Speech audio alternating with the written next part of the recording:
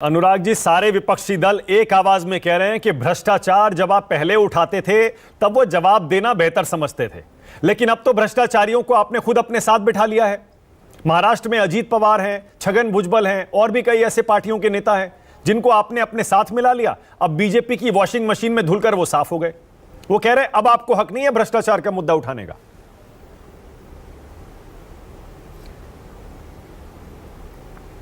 देखिए, मैं स्पष्ट तौर पे कहूं, हमारी 9 वर्षों की सरकार को आप देखोगे, 1 रुपये का भ्रष्टाचार का आरोप भी प्रधानमंत्री जी उनके किसी मंत्री पर नहीं है।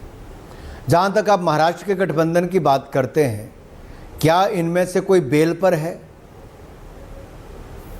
मैं आपसे पर स्पष्ट पूछ रहा हूं। सोनिया गांधी जी, राहुल गांधी जी बेल पर है नेशनल हेराल्ड के भ्रष्टाचार के मामले पर।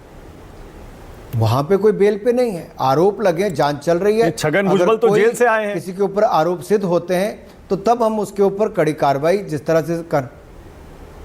मैं वही कह रहा हूं कि अभी जिसके ऊपर कोई कार्रवाई हो रही है, किसी के खिलाफ अगर लगता है कि कोई बेल पर है, तो ऐसा हमारे कोई भी नहीं है।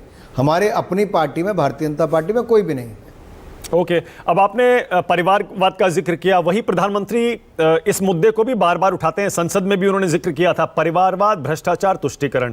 भ्रष्टाचार का आपने जिक्र कर दिया, परिवारवाद भी विपक्ष कह रहा है कि आप किस मुंह से उठाते हैं ये मुद्दा। सारी परिवारवादी पार्टियों से आपके संबंध रहे हैं।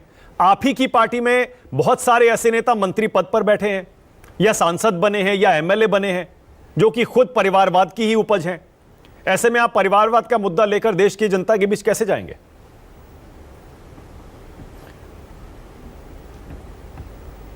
देखिए, मैं पहले तो बात स्पष्ट कर दूं, और प्रधानमंत्री जी ने कई बार बड़ी स्पष्टता के साथ इसको कहा है।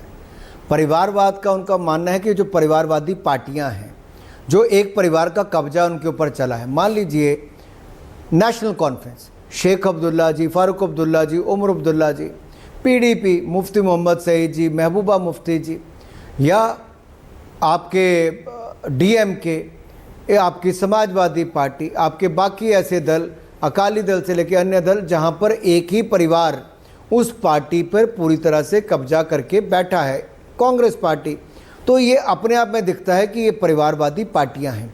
क्या इन पार्टियों के अंदर लोकतांत्रिक प्रक्रिया नहीं होनी चाहिए?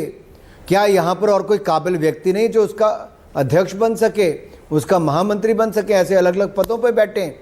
क्या वो परिवार अपने कब्जे में इन दलों को शिवसेना से लेकर एनसीपी तक क्यों रखते हैं? पर यही सारे दल आपके साथ भी तो थे अनुराग जी, एनडीए में। यही विपक्षी पार्टियां पूछ रही हैं कि जब एनडीए में रहते हैं तब ये परिवारवादी दल, परिवारवादी नेता सब ठीक हो जाते हैं, जब ये इंडिया गठबंधन में आते हैं तब ये परिवारवादी हो जाते हैं।